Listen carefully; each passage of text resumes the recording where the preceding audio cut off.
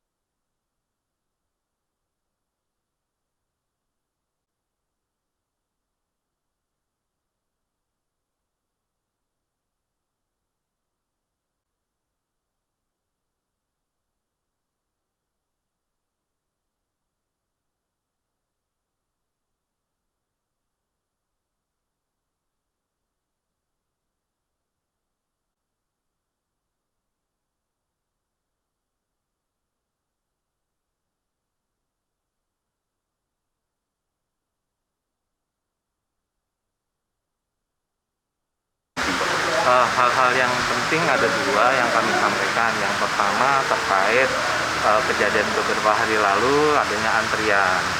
Ya, jadi yang pertama masalah antrian kami sudah sampaikan bahwa terkait antrian itu memang ada dua hal. Yang pertama adalah produk yang terkait solar, ya, itu adalah produk BBM bersubsidi. Kenapa ada antrian? Memang menyangkut kuota yang terbatas. Tapi alhamdulillah kami sudah berkoordinasi, Pertamina yang di pusat sudah berkoordinasi dengan BPH Migas, dan mulai sejak hari Minggu kemarin memang sudah kami gelontorkan, sudah kami tambah. Jadi teman-teman wartawan juga sudah melihat dan sudah kami infokan bahwa di lapangan sudah relatif cair, tidak ada lagi antrian solar. Yang kedua adalah terkait BBM Pertamax. Memang ada antrian kapal. Kami juga sudah berkoordinasi dengan Polda, dan Polda juga sudah meninjau ke tempat kami, depot kami. Memang ada kapal yang harusnya tanggal 10 tiba, itu ternyata baru tiba tanggal 12. Tapi alhamdulillah juga sejak tanggal 13 sudah kami normalkan kembali. Jadi alhamdulillah sekarang bisa dilihat di SPBU sudah relatif lancar. Itu ya hal-hal juga saya menjanjikan, saya memastikan kepada beliau bahwa stok akan kami jaga ya sesuai dengan kebutuhan masyarakat Sumut sampai akhir tahun. Jadi semoga hal-hal seperti ini tidak terjadi lagi. Jadi saya harap masyarakat tenang, tidak perlu panik, tidak perlu berlebih-lebihan membeli BBM, gunakan seperlunya, bahwa stok di Pertamina cukup aman. Pak, kenapa terjadi keterlambatan pengiriman? Sebenarnya siapa yang salah atau gimana semuanya mekanismenya? Sebenarnya ya kalau lihat salah susah lah ya, kami tidak mencari salah, yang kami lakukan adalah bagaimana mencari solusi ada hal-hal seperti itu tidak terjadi lagi. Memang BBM Pertamax yang datang itu kan kami impor. Impor itu kan tidak seperti beli barang, ya ada mekanismenya yang memang kebetulan juga di tempat importnya sana, penjualnya sana juga antrian luar biasa. Ya itu yang membuat keterlambatan. Tapi ya sekarang alhamdulillah semuanya sudah teratasi. Dan ke depan kami juga sudah mempelajari situasi di sana supaya hal itu tidak terjadi lagi.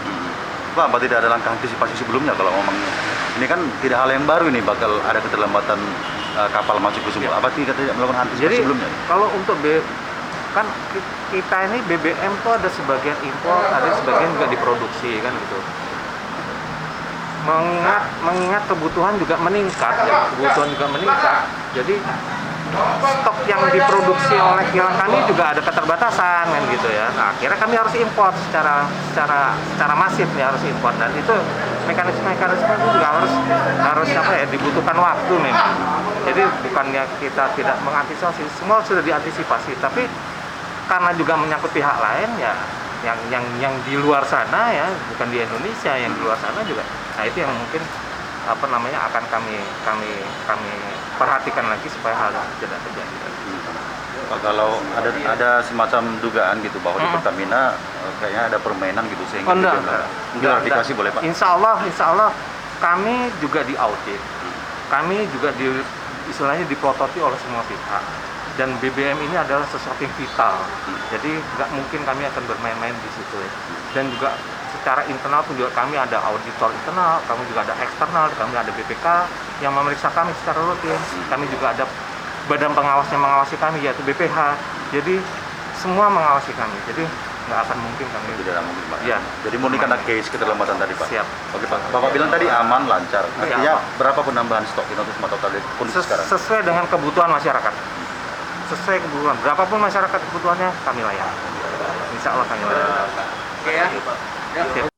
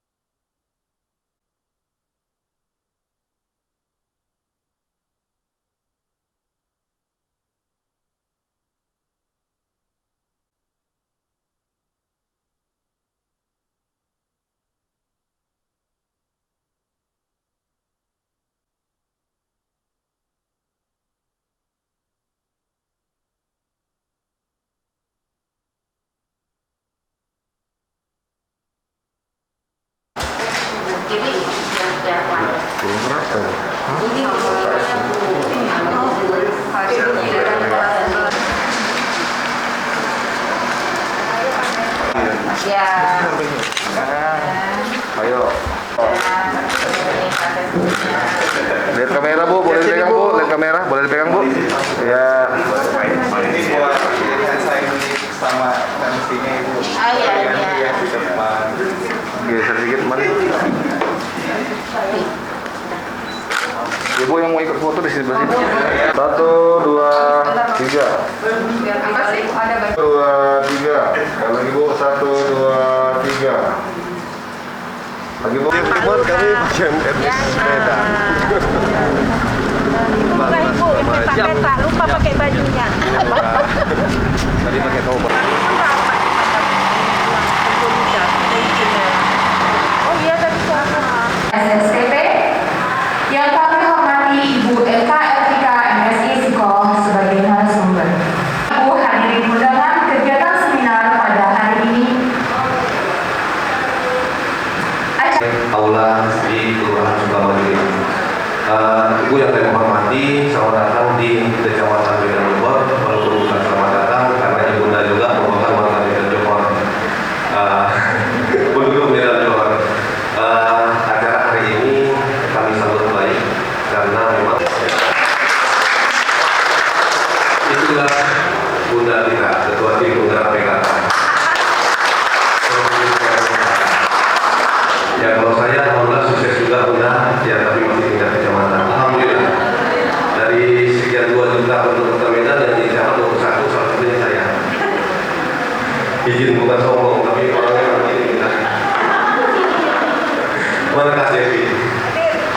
itu pramuka juga sama kamu. Jadi kegiatan hari posyandu lansia kita ada, balita ada, luar biasa memang ini. Karena di sini juga memang banyak juga pejabat. Bagi kita semua yang saya hormati Kepala Dinas PPPA Provinsi Sumatera. Terima kasih Bu.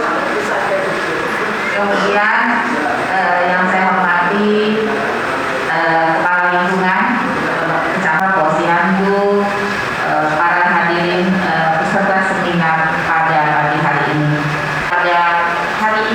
Pada pagi hari ini kita dapat berkumpul bersama-sama dalam keadaan sehat walafiat dan kita dapat berkumpul walaupun tetap memakai protokol kesehatan, dan saya berharap untuk selanjutnya kita tidak boleh dulu berkoyak-koyak atau berlihat. Harap dengan adanya di sini ibu-ibu pada PKK, pada posyandu tetaplah memberikan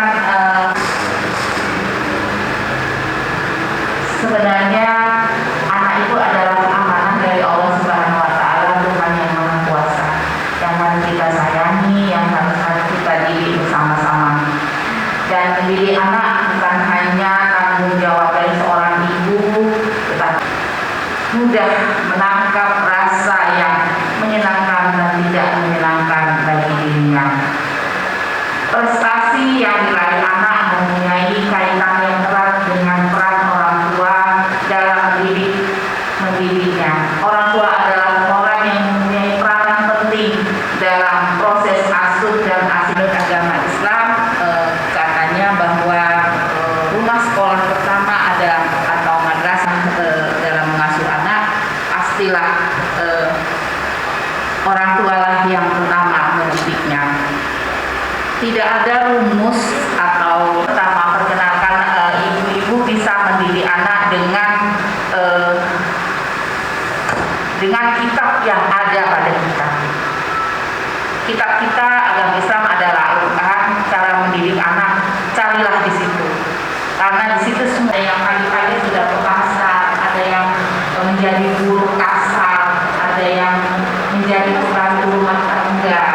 Itu adalah susah payah untuk membesarkan anak-anaknya, dan itulah tadi amanah. Katanya amanah dari Allah yang memang harus kita kerjakan sebagai seorang tua.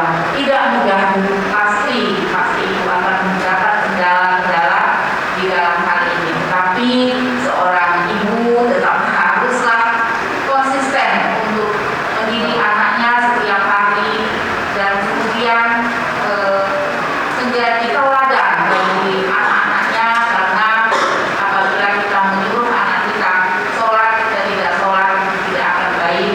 Apabila kita menyuruh anak kita puasa, tetapi kita tidak puasa, itu juga kita tidak bisa menjadi teladan. Yang selanjutnya mungkin kita harus sabar, karena anak-anak tidak mudah kita beri pendidikan begitu saja terus langsung dia menurut.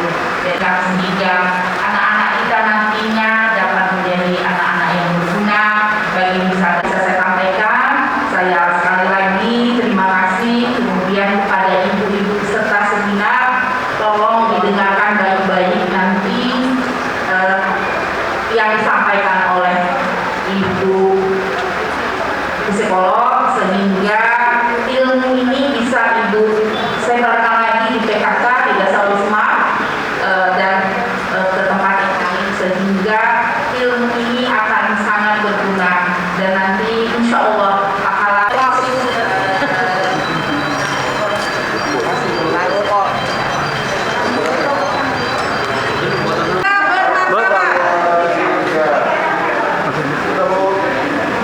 berlangsung dengan baik, dan mudah-mudahan semuanya kita senantiasa berada dalam perlindungan Tuhan yang Maha Kuasa. Demikian kami sampaikan, lebih kurang kami mohon maaf. Terakhir dengan berserah diri kepada Allah Subhanahu wa taala dan memohon ridhonya dengan ucapan bismillahirrahmanirrahim.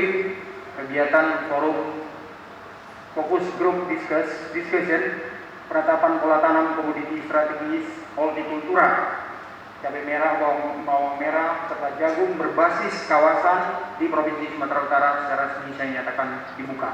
Terima kasih. Assalamualaikum warahmatullahi wabarakatuh. Bapak Ardiansyah Hasibuan.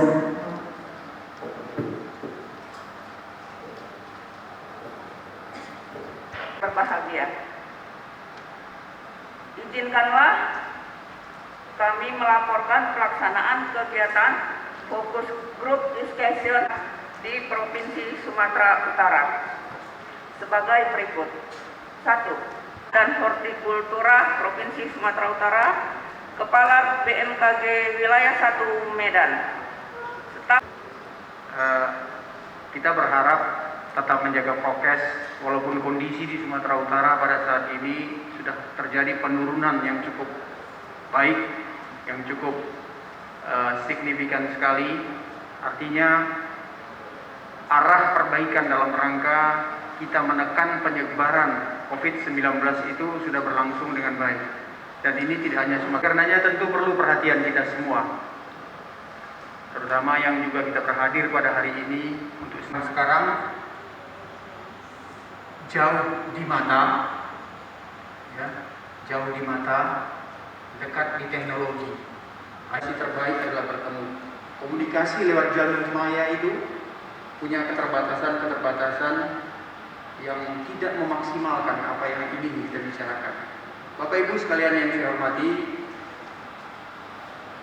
Pak Kepala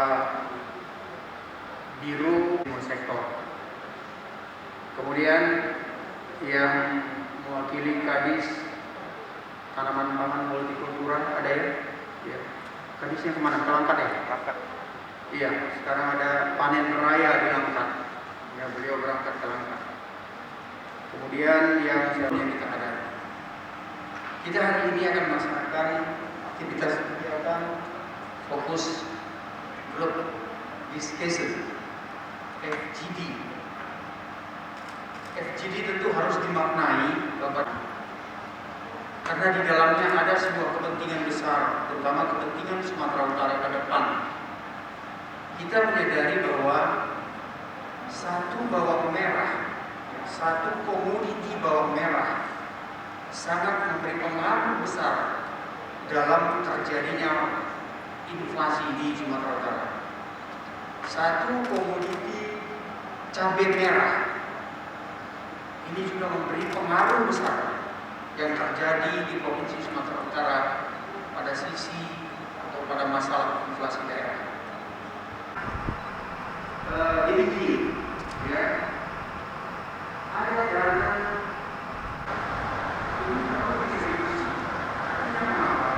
mengelola inflasi daerah atau memperoleh kontribusi dana bantuan dari pemerintah pusat. Nah, oleh karenanya Bapak dan Ibu sekalian, tentu peran FGD yang kita laksanakan pada hari ini memiliki makna yang sangat baik sekali, memiliki makna yang sangat dalam sekali. Mengapa? Karena sebuah bawang merah, satu komoditi bawang merah dan satu komoditi cabai merah memberi pengaruh besar terhadap inflasi yang terjadi. Sumatera Utara persoalan inflasinya salah satu disebabkan oleh cabai merah. Katakan bahwa kenapa Sumatera Utara sering faktor cabai merah tidak bisa, orang Sumatera Utara makan harus pedas, dan ini memberi faktor yang sangat mempengaruhi terhadap nasi pakai cabai aja dikunyah-kunyah. Orang Jawa mana mau seperti itu, mereka mau paling rawit yang kecil-kecil kan gitu. Tapi cabai merah ini begitu pentingnya bagi kita. Saya mengatakan cabai yang kita tanam ternyata keluar. Kita punya beberapa sentra tanaman cabai, ada di Batubara. Ada orang Batubara ya? Ada di Batubara. Tanam yang berbeda, pola musim tanam yang berbeda, semuanya serentak tanam cabai. Dan pada saatnya tiba, paceklik semua, nggak ada cabai, nggak ada di mana-mana. Oh, ini yang memberi pengaruh terhadap inflasi. Demikian juga dengan bawang merah, semuanya menanam bawang tanpa pengaturan tertib pola tanam. Ya, akibatnya apa yang terjadi? Ketika produksi melimpah, anjlok. Ya, harga juga anjlok. Kita tidak punya alat penyimpanan yang baik. Kita tidak punya cold storage. Harus menanam apa yang ditanamnya. Kemudian kapan misalnya orang Simalungun harus menanam Saya memberi sebuah ilustrasi sederhana saja. Sumatera Utara dikenal dengan salah satu, kalau orang berkunjung, pucuk durian. Pucuk durian. Sepanjang tahun tidak pernah durian hilang di tempat pucuk. Orang tetap bisa makan durian. Nah, lantas apa yang terpikir bagi kita semuanya, Bapak dan Ibu sekalian? Kenapa bisa ya? Ternyata masa panennya durian untuk kabupaten kota di Sumatera Utara itu enggak sama. Durian Bahorok, Langkat sana, panennya di bulan ini misalnya. Durian yang dari Bandar Durian Labuan Batu sana, panennya di sini bulan ini. Durian yang dari Pulau Nias sana, itu panennya di sini nggak sama. Sebenarnya ini juga terjadi bukan karena kita atur dengan pola tanam atau tertib tanam tadi, tidak kita atur, tapi terjadi karena sebuah siklus yang secara tidak sengaja bisa terjadi. Tapi menyelamatkan kondisi durian, maka pucuk durian tetap eksis, tidak pernah berhenti sepanjang tahun bahwa durian tetap ada. Kalau perlu dia bawa dari luar. Di sektor pertanian, sebenarnya pola seperti ini puluhan tahun yang lalu sudah diterapkan di tempat orang. Kalau mau mengkritisi diri sendiri, mengkoreksi diri sendiri, sebenarnya ini bukan hal baru. Ini sudah lama, bahkan sudah diberlakukan di beberapa negara-negara, termasuk Thailand kalau di Asia Tenggara itu. Orang kenal jambu Bangkok, pepaya Bangkok, mangga Bangkok, semuanya Bangkok.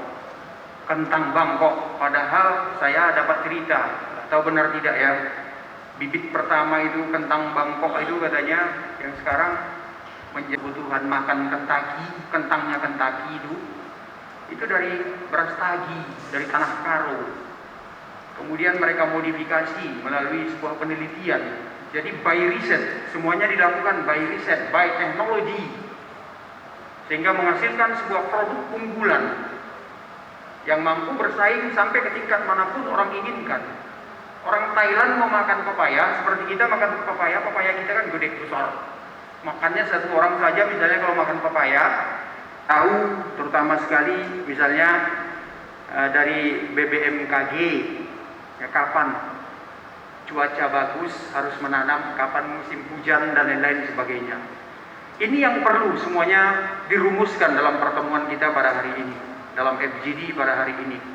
Manfaatkan forum diskusi ini dengan baik, manfaatkan kegiatan ini menjadi sesuatu yang memberi manfaat bagi kepentingan daerah, kabupaten kota yang ada di Provinsi Sumatera Utara, dan juga bagi Provinsi Sumatera Utara secara umum. Ini harapan kita ke depan. Kemudian kepada seluruh peserta, saya berharap FGD ini nanti apabila kita sudah menetaskan hasilnya, kita sudah mampu menetaskan hasil yang baik, bagaimana sebenarnya pola tanam, tertib tanam yang baik yang harus dilakukan ini secara secara kesepakatan bersama yang akan kita tuangkan dalam regulasi dalam bentuk peraturan gubernur nanti. Ini diatur dalam peraturan gubernur. Jadi daerah-daerah masing-masing tahu. Artinya apa? Kenapa harus diatur dalam peraturan gubernur? Ini penting. Membuktikan bahwa kita Sumatera Utara, kita punya ikatan. Jangan orang batubara nanam cabai sekarang, lantas cabai habis, tak bisa dipenuhi. Dia tanam lagi. Harus ada kebersamaan. Artinya batubara nanti selesai panen cabai, maka di batubara butuh cabai dipenuhi oleh cabai Simalungun misalnya, dipenuhi oleh cabai dari daerah lain gitu. Jadi masih pedoman kita ke depan dalam rangka penetapan pola tanam komoditi strategis hortikultura, khususnya cabai merah ya, bawang putih serta jagung. Tidak perlu banyak-banyak dulu, sedikit-sedikit saja, tapi kalau sudah bisa mencapai hasil baik dari yang sedikit, itu sebenarnya jauh lebih penting. Bapak Ibu yang saya hormati, saya mungkin tidak berlama-lama.